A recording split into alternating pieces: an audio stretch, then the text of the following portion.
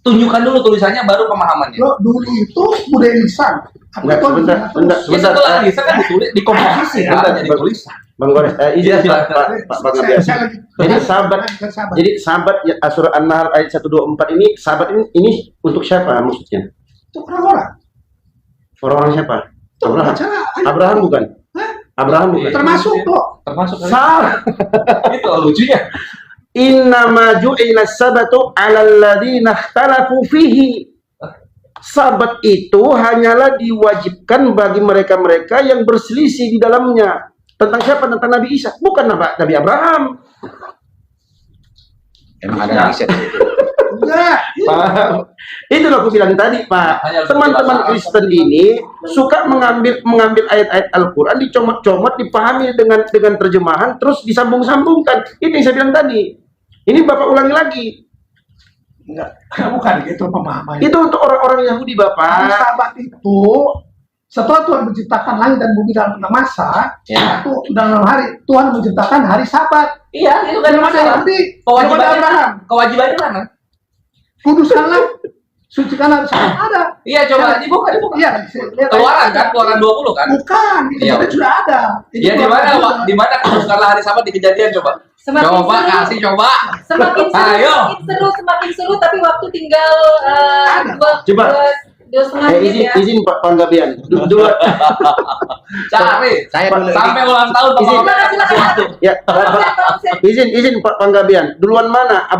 Abraham atau Yahudi? Duluan mana, Pak? Abraham dong. Oh, berarti orang Irak duluan.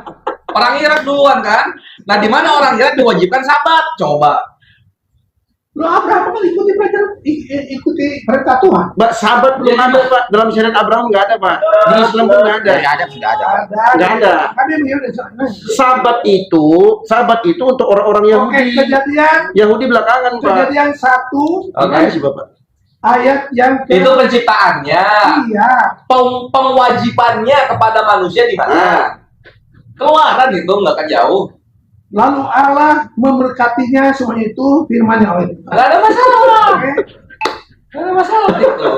Mana kewajiban Sabat untuk seluruh manusia? Waduh, ini kornya Advent ini. Ini kornya Advent. Belum ada bangsa-bangsa, belum ada Yahudi, baru ada Adam dan Hawa, sudah diwajibkan bahasa Sabat. Ya udah, kalau itu Adam Hawa aja kalau gitu. Kalau mau dipakai pemahaman di luar yang tertulis ya. Kita kan anak Adam dan Hawa. Di mana anak-anak Adam dan Hawa diwajibkan Sabat? Di mana? Coba kami tunggu. Kitab banyak loh itu. Kitab tuh tebel tuh. Betul. Secara logika aja ya. Tuhan ngasih ajaran ke Adam itu nyambung ke anak-anak. Kita orang beragama iman dulu baru akal, Pak. Kita orang beragama iman Pak, dulu. syariat Sabat itu hanya untuk orang Yahudi. Abraham itu belum ada Itu ajaran itu. pemahaman manusia, pemahaman Begini, Islam. sebentar. Dan pemahaman Kristen sebagian juga gitu. Enggak, bukan begitu. Jangan dulu pemahaman yang tertulis dulu. Yang tertulis dulu, jangan dulu pemahaman. Pak Panggabean kan Kristen. Ambil Al-Quran, surat An-Nahl ayat An-Nahl 124, katanya itu Sabat juga untuk Abraham.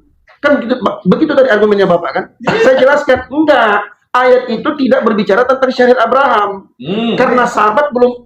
Dengar Pak, Sabat itu nanti di keturunannya berikutnya. Karena Yahudi itu, sebentar Pak, Yahudi itu termasuk dari anak-anaknya siapa Pak? Ya, lanjut. Yakub itu anaknya Ishak. Ya, Ishak anak Ibrahim. Jadi Ibrahim atau Abraham ini belum ada Yahudi. Makanya dalam Al-Quran belum ada Yahudi. iya, makanya berarti Sabat nggak ada di situ, bukan untuk Abraham. Sabat sudah ada sejak penciptaan. Sabatnya sudah ada kewajiban Allah mengkuduskan Sabat dari kapan? Untuk apa Tuhan bilang Sabat baru dilaksanakan nanti berapa abad kemudian? Kan Bukan. masuk akal nih, saya baca nih. Gimana? Kejadian 2 masuk akal nah ini katanya. Oke, Halo, ini nih. 2 menit. Ya, kejadian 2. silakan. Ketika Allah pada hari ke-7 telah menyelesaikan pekerjaannya yang dibuatnya itu, berhentilah ia pada hari ke-7 dari segala pekerjaan yang telah dibuatnya itu. Lalu Allah memberkati hari ke-7 itu dan menguruskannya. Ya, karena pada hari itulah ia berhenti dari segala pekerjaan penciptaan yang dibuatnya itu. Untuk siapa? Bukan untuk Allah, untuk manusia. Baik. Loh, dari mana untuk manusia itu ditambahin itu? Saya dulu. Ya, jangan Terakhir. tambahin. Jangan melupakan perkataan pribadi kepada apa yang tertulis di Bible. Baik, Cinta baik. terhadap Nah, Tuhan Baik, itu. baik, Ya, baik. bentar. Sebentar. Ya, sebentar. ya, boleh. Saya kasih ini terakhir sebelum closing statement terakhir dari Pak Lamsen. Oke, setuju ya? Silakan Pak Lamsen. Saya kasih waktu 1 Ada menit. dua. Ya, ada dua. Pertama dulu saya tangkap dulu Pak Ustadz ya. Mic-nya agak kecil Pak. Mic-nya dia. Nah, siap. 1 menit terakhir Pak. Habis itu Ya, kita. oh, 1 menit ya? Ya. Bagaimana Oh, sih mau? Enggak apa-apa. Dalam pikiran saya tadi waktu Abraham mau memotong anaknya, entah siapa tuh nggak tahu, Ya. tapi nggak jadi karena Tuhan melarang. Sudahlah, sudah selamat anakmu. Yang menjadi pelajaran bagi saya, pelajaran apa yang diambil dari situ? Kok ada lagi binatang tambah? Kalau sudah selamat ya sudahlah, pulanglah ke rumah, ya kan? Itu satu. Bagi saya pelajaran itu adalah yang saya ambil pelajaran di situ bagi kami ya, beda dengan situ. Itu adalah digantikan dulu si anak si Abraham. Oke, yang ini sebelum Israel ada, sudah ada Sabat. Keluaran 16 ayat 26. Di dalam perjalanan bangsa Israel belum ada itu ya bangsa sebelum ini Baru ngomong berbahasa sendiri. ya Israel ya waktu Katanya sebelum Israel. ya, Wait. Pas dibaca Israel. sebentar Silakan Pak. sebentar Oke. maksudnya bukan Sinai, maksudnya hukum 10 itu kan di Sinai. Sebelum ada Sinai sudah ada hukum 10 itu sudah, tapi tidak tertulis lisan. Ini Keluaran 16 ayat 26. 6 hari lamanya kamu memungut itu makanan itu. Tapi pada hari ke-7 adalah Sabat Tuhan. Maka roti itu tidak akan pada hari ke-7 tidak ada. Keluaran 16:9. Perhatikanlah Sebentar. Sebelum ayatnya lanjut, itu ngomongnya ke siapa? Tuhan. Tuhan ngomong ke bangsa Israel, ke Musa, supaya bangsa Israel tidak ke ngambil Musa. Coba dipastiin dulu, ke Musa atau Abraham? Musa, Bukan Abraham. bukan. Oh, clear. Lanjut, silakan. Dari Clear. begini perjalanan, dengar dulu perjalanan. Bilangin juga Abraham. Dari Adam sudah ada Sabat itu. Memang iya. Iya sudah ada. Tapi nggak tertulis, tidak tercatat. Tapi kan belum pernah diajarkan. Ini kan sudah mulai pengajaran ini. Iya, itu pengkudusannya diwajibkan kepada Musa. Zaman Abraham belum diwajibkan pengkudusan Sabat. Yes. Itu yang nggak diterima oleh Tuhan kenyataan. pun sudah berhenti pada hari Sabat. Yang kita panutkan Tuhan. Yang dipanutin manusia kan Tuhan, bukan Abraham, bukan Adam. Iya, Makanya tapi terbalik. jangan kita menyimpulkan Tuhan memerintahkan baru kita jalankan kan Begini gitu. Pak Ustadz, ya. Gimana? Kalau kami Kristen, Ya. panutan kami bukan Adam, bukan Abraham. Tuhan panutan kami. Tadi katanya Yesus. Ya Yesus lah, ya Yesus kan Tuhan kami. Ya, Nah Yesus, Yesus itu Tuhan kami. iya. Ya, Apa Ya. hubungannya sama Sabat Yesusnya ini? Yesus memelihara Sabat, Yesus menguduskan hari Sabat. memelihara Sabat. Ya udah ke situ aja, jangan dibilang Abraham menguduskan hari Sabat, bilang aja Yesus yang menguduskan hari Sabat. Ini kan maksa ini. Abraham itu bukan panutan kami. Jangan dipaksakan kami begitu. Ya, kalau gitu direvisi. Iya, Ya. betul, maaf kami salah. Abraham belum menguduskan Sabat. Begitu clear. Bagi saya tetap Logika semua nabi harus sabar. Gitu semua aja. nabi Semua sahabat. nabi harus sabar. Itu ajaran Tuhan. Dari mulai ada. Nggak pernah terputus. Dia- Tadi udah tadi Pak Labet ngasih datanya di Keluaran baru disuruh dikuduskan oleh Tuhan. Ke Musa, aku udah konfirmasi ya, bukan Abraham. Mulai dari Musa. Keluar dari perhambaan. Tugas Tetap saya kemusa. sebagai Ya udah. moderator adalah memoderasi jalannya diskusi ini. tepuk tangan ya. Terima kasih kepada narasumber kami. Biasa, itu adalah biasa dalam diskusi kalau waktu sudah habis, nah ini mulai panas. Jadi teman-teman, kita punya sesi terakhir yaitu closing statement. Karena waktunya tadi sudah dipotong untuk saling berbantah, ya kita punya 15 menit, silakan 7,5 menit ya. Silakan dari Bapak dulu atau dari silakan Pak Lamsen, apa kalian 7,5 menit? Dari mereka dulu aja lah. Oke. Silakan. Kasih kehormatan tuh. Karena tadi dimulai dari awal di Kristen dulu, mungkin Iya. closingnya dari Iya, silakan. pihak Muslim. Silakan. Tadi mulai Kristen ya, penasaran? Iya. Kristen. Oh iya. Nah, kita ini kita Iya. closing dulu. Oke, waktu mulai. Iya, Ustaz, Fadl. 7,5. Oke, udah 30 detik. Oke, silakan. Ya, jadi sesuai dengan tema agama mana yang mengikuti agama Abraham, jelas jawabannya adalah agama Islam. Sesuai dengan diskusi yang kita sudah paparkan dari sisi pengesaan kepada Tuhan, Abraham mengesahkan Tuhan, umat Islam pun mengesahkan Tuhan. Dari sisi syariat khitan, Abraham dan anak-anak keturunannya dikhitan, umat Islam pun dikhitan. Amin. Dari sisi syariat kurban hewan, Nabi Ibrahim atau Abraham ini itu mengorbankan hewan, sama umat Islam pun berkorban dengan hewan, bukan manusia atau yang lainnya. Jadi dari 3 aspek ini jelas dan sangat nyata bahwa umat Islamlah yang mengikuti agama Ibrahim atau agama Abraham yang mengikuti ketentuan dan hukum yang diturunkan oleh Tuhan pencipta langit dan bumi. Makanya siapapun yang mengklaim mengikuti agama Abraham itu tidak terbukti. Dan yang terbukti adalah agama Islam yang dibawa oleh Nabi Muhammad SAW. Makanya ini benar disebutkan dalam Al-Quran surah Al-Imran ayat 67 sampai 66. Allah Subhanahu wa taala berfirman 67 sampai 68, "Maka Ibrahim Yahudiyan wala Nasraniyan walakin kana hanifan muslima wa ma kana minal musyrikin. Inna awlan nasi bi Ibrahim alladziina ittaba'uuhu wa hadan nabiyyu walladziina aamanu wallahu waliyul mu'minin." Nabi Ibrahim bukan orang Yahudi, bukan pula Nasrani, apalagi Kristen, karena Kristen tidak masuk di situ. Akan tetapi dia adalah seorang yang hanif, seorang yang mengesahkan Tuhannya, seorang yang muslim, dan dia tidak termasuk orang-orang yang berbuat kesyirikan. Dan sesungguhnya orang yang paling pantas disebut sebagai pengikut Ibrahim atau Abraham, dia adalah orang-orang yang mengikutinya dengan baik. Jadi pengikut Nabi Ibrahim dan Nabi ini, yaitu Nabi Muhammad SAW, walladzina amanu, dan orang-orang beriman, yaitu umat Islam. Dan sesungguhnya Allah adalah penolong bagi orang-orang yang beriman. Jadi Kristen nggak masuk di sini.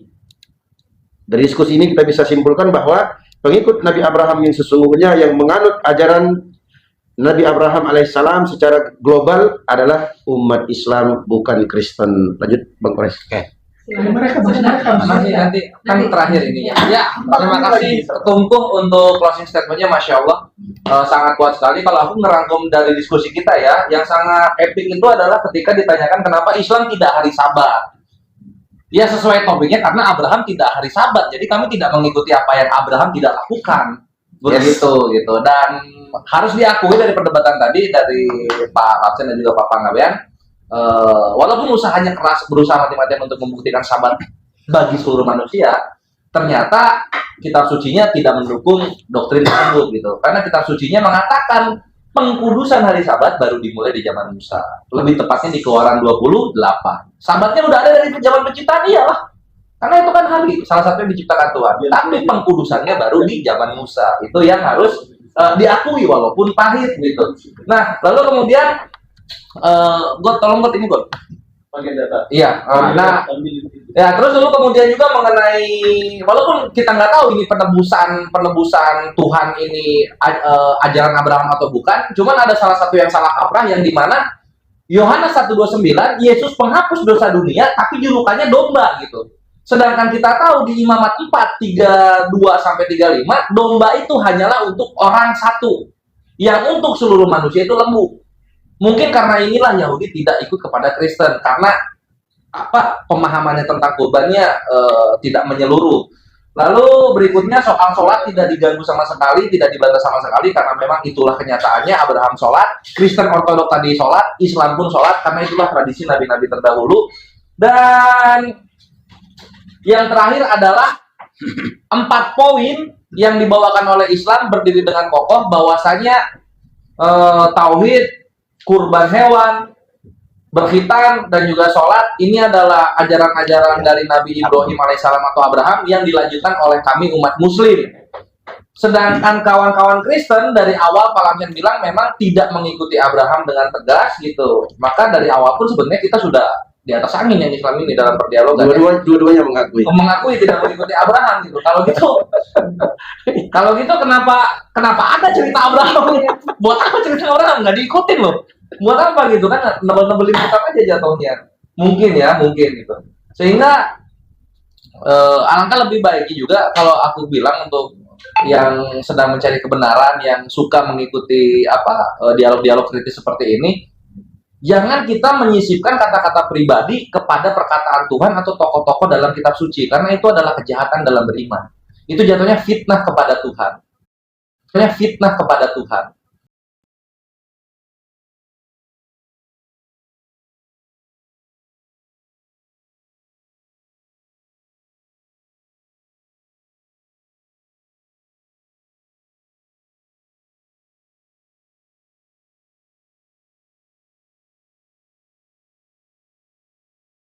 Untuk Pak Lamsen dan Pak Pangabean, aku mohon maaf kalau ada salah-salah kata. Kalau ada kebenaran itu datang dari Allah Subhanahu wa taala, Tuhan semesta alam yang menciptakan segalanya.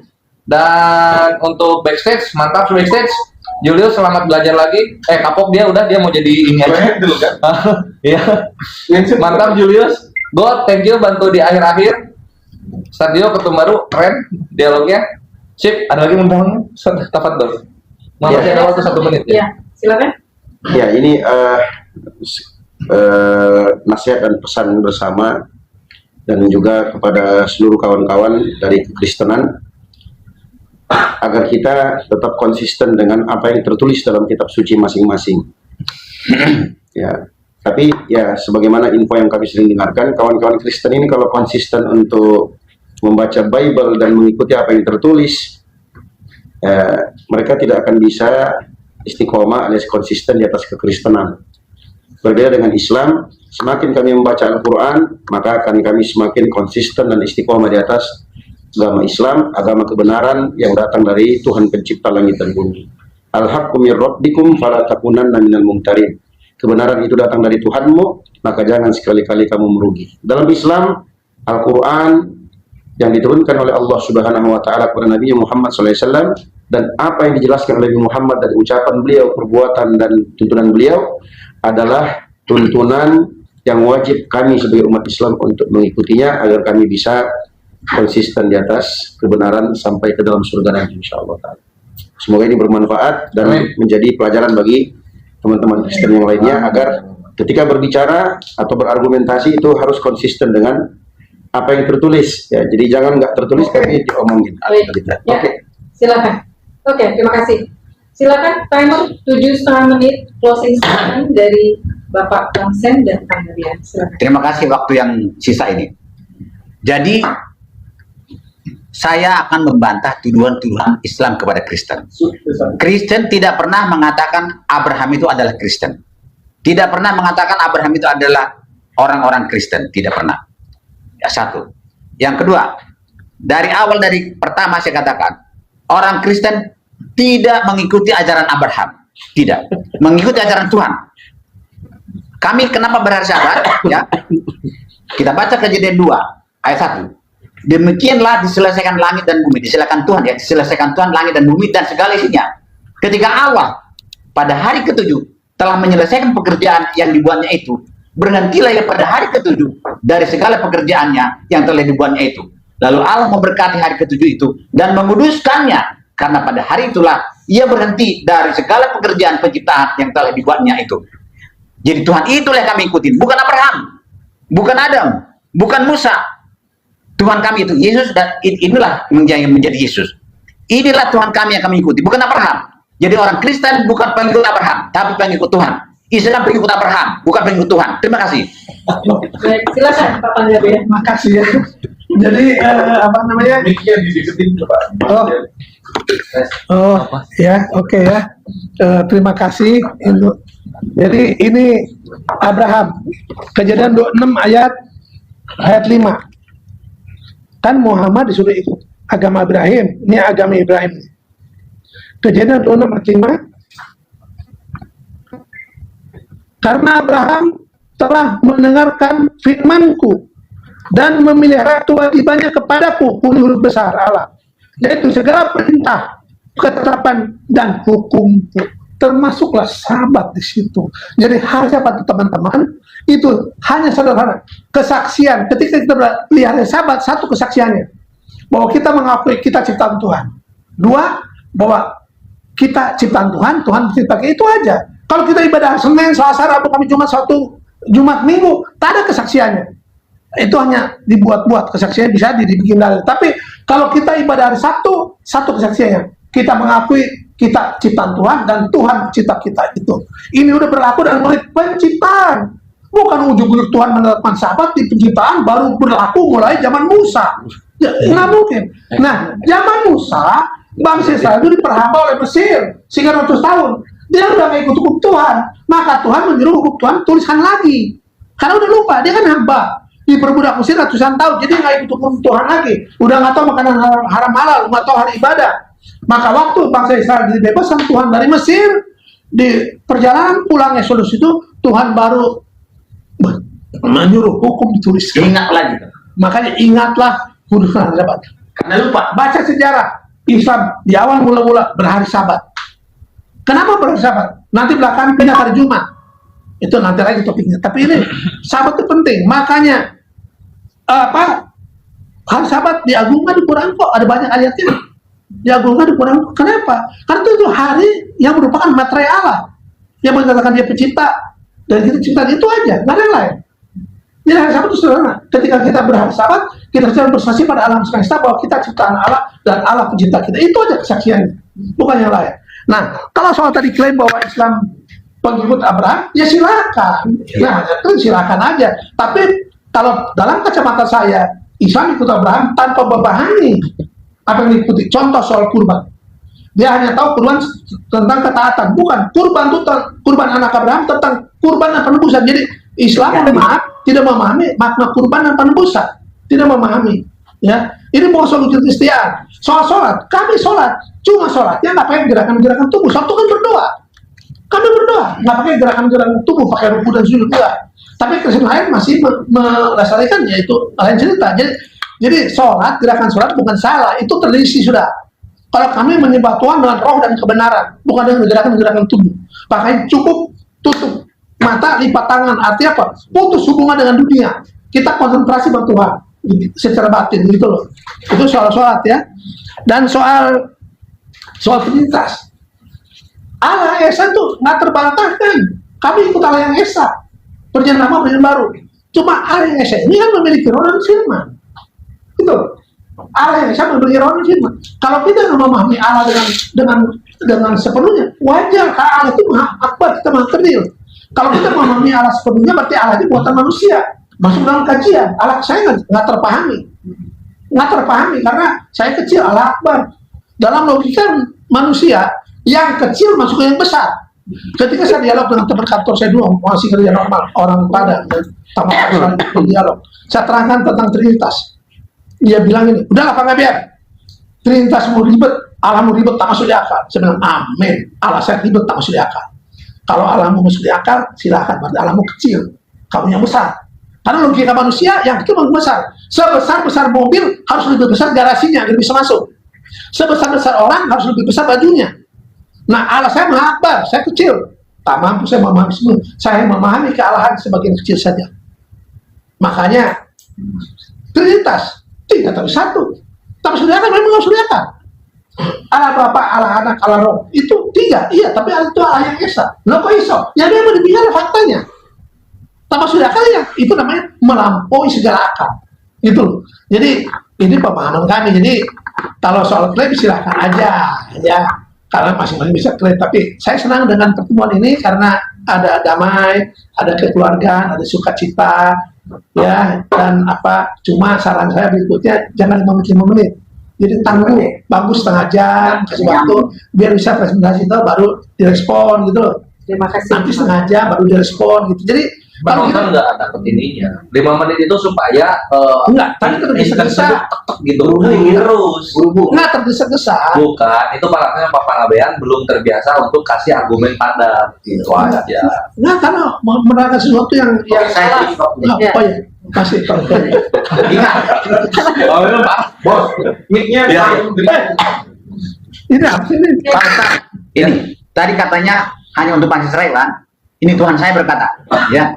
Lalu kata Tuhan saya kepada mereka, itu Yesus, hari Sabat diadakan untuk manusia dan bukan manusia untuk hari Sabat. Jadi hari Sabat itu kalau Bapak manusia, hari Sabat untuk Bapak. Kalau bukan manusia, bukan untuk Bapak hari Sabat itu. Terima kasih. Baik, janjian baru. terima kasih. Ya. 17 detik lagi. Ya. Hah? 15 detik lagi. Loh, Baik. Masih ada? Ya bilang terima kasih saya. Ya. Terima kasih Terima kasih. banyak. Sebelum Tim belakang layar, makasih Mbak, ini bagus, moderator yang bagus, adil, fair, dan cerdas. Terima kasih. Terima kasih banyak ya. cuma saya sedikit, Udah nggak boleh caranya ngomong. kurang pas, Nggak jadi apa-apa, itu nanti dibahas. kurang dipahami, Ya. kurang dipahami apa maksud dan tujuannya. Baik. Kita kan mau Nggak belajar. boleh ngomong lagi. Jawab. Nanti kita ada teknis Baik, Pak, buat terima kasih. Sebelum saya tutup diskusi hari ini, saya ada sedikit catatan. Ya, ini netral bahwa di dalam Al-Quran ada sebuah surat yang namanya surat Al-Kafirun dan ada ayatnya lakum dinukum waliyadin. Itu adalah sebuah ketegasan bahwa dalam Islam itu kita memberikan edukasi, tidak memaksakan agama. Itu adalah sebuah bentuk deklarasi daripada sebuah toleransi umat beragama. Ya, sedikit doa dari kami, hidupkanlah ya Allah, hidupkanlah hati kami dengan pengenalan akan-Mu, teguhkanlah langkah kami di jalan ketaatan kepadamu, dan jadikanlah seluruh hidup kami sebagai saksi bahwa tiada Tuhan kecuali Engkau ya Allah. Subhanaka Allahumma wa bihamdika asyhadu an la ilaha illa anta astaghfiruka wa atubu ilaik. Masalama, sampai jumpa lagi di dialog selanjutnya. Terima kasih. Terus.